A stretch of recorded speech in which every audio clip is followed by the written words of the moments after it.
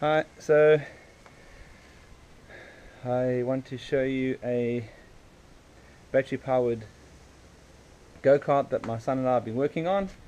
I've had it for a little while now and I think we've got it pretty much done.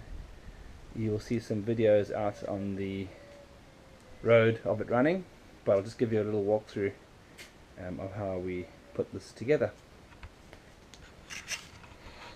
So that's just a quick look from the back.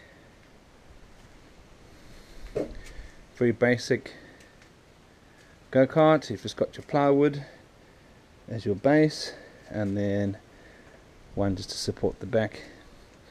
I've used the bicycle pedal as the accelerator, piece of plywood for the brakes, and very basic hardware to keep everything in place, as you can see.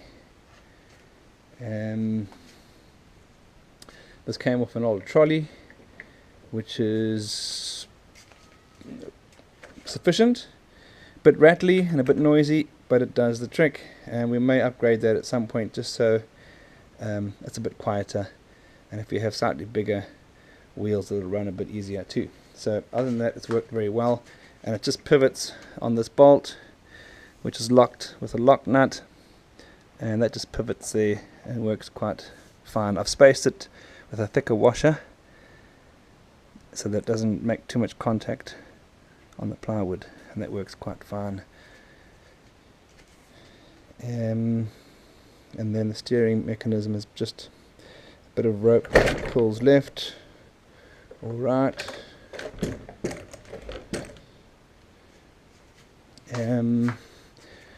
Just a mounting for the GoPro, a light at the back which used to have a siren, no longer works, and a handle for carrying. We just mount the torch in there on a bit of elastic cord.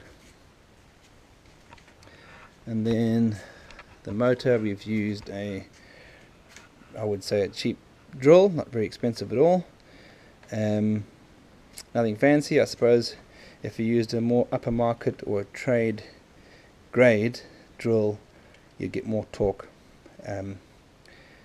But having said that, you'll notice when you do look at the next video, this very basic drill works quite sufficiently for a 6-year-old. And then what I noticed when we built it initially, we didn't have a support wheel on, and the plywood would flex from side to side when it only had the 3 wheels, the 2 in front and 1 at the back. So I originally had a caster mounted under here for quite some time, and that rattled away and made just too much noise. And only the other day, in fact 2 days ago, I've taken the front wheel of the bicycle and just drilled a hole through there and mounted it on and just tightened it up nicely with some washers, and that will just freewheel and give it some stability, nice and quiet, and a nice even ride. And then let's bring this back a bit. So you'll pull down on that rope with the accelerator, and that just powers the drive. This being a rear wheel of a bicycle, no, this was the pedaling mechanism of a bicycle, and you can see we have cut away the spokes, the plastic spokes, to do away with that whole wheel, so I've just left with that hub. So that hub was originally the hub with the wheel and the pedals, so that's all been taken off, and that drives the back wheel, which is just stripped off the same bicycle.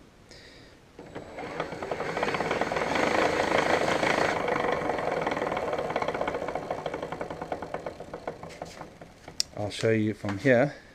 Press the accelerator, which is there.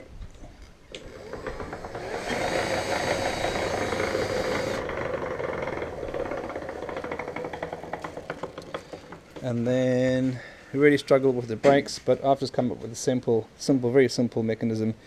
It tugs on that rope and it binds against the wheel, grabs it and stops. There are very limited brakes. There are 0 brakes, and then there's all the brakes all in one go. I'd rather have all the brakes in one go than none at all, and that's just works on a lever system, pulling and locking up there. So I'll show you how that works. It's actually very effective. Alright, and like I said, basic hardware. You've got an L bracket, this is just an old doorknob, bit of flat iron there, and 2 more L brackets over here, and yep, you would have to make up your own mounting to suit your drill,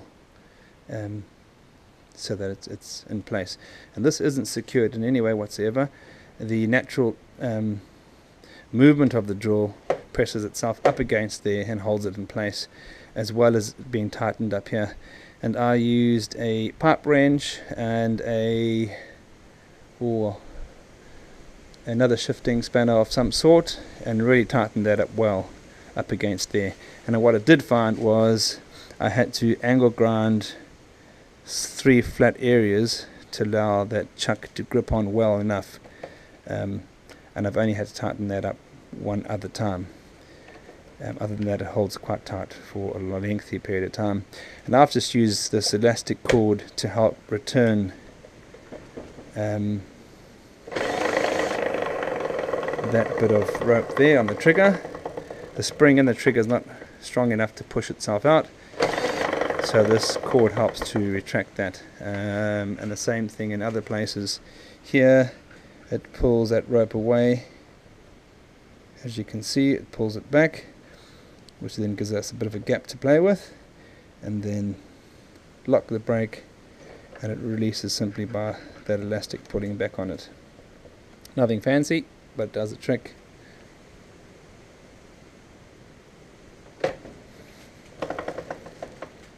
So I'm using the number 1 torque setting. That's the only torque setting that's strong enough to drive it with all the weight on it. If I put it onto the 2nd speed, which doesn't have enough torque, but it really flies.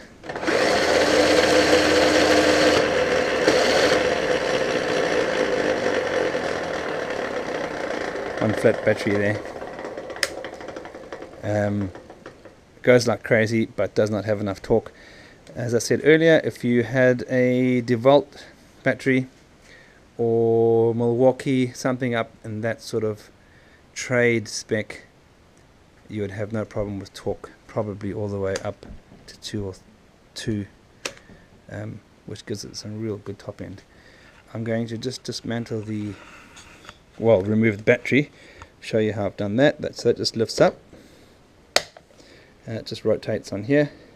Lift it up, slide it out, you can charge it, slide it back in, and I'll just give it a slight push forward so that it sits behind there. It's not entirely necessary, but it does hold it more in place. This bit here will obviously stop the drill from moving in and out. This one stopping it from moving backwards and forwards. But like I say, it is really tight on there. This is really supporting the drill, secondary to it holding itself on there.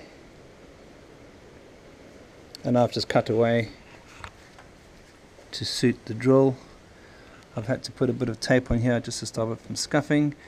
It'd probably be best if you put a bit of rubber inlay there, or a bit of foam, to protect your drill, because that will wear away in no time. A bit of flex in there when the torque sets in. Okay. How have I done the accelerator?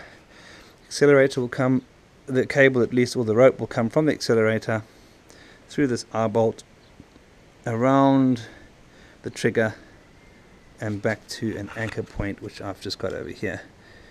Or the reverse would be, it would be anchored around the drill through the eye bolt, and that's just to keep it directly over the trigger, and then that it acts as a pulley as well, so it moves in and out nicely on that smooth surface, backwards and forwards along there. I've had to secure this by putting in a little bit of a bracket here. That is all sort of filled with later on, so you can make your adapt it as you need to. So there it is. Huge amount of fun. Watch the next video clip and see how it runs. accelerate, brake. Brilliant.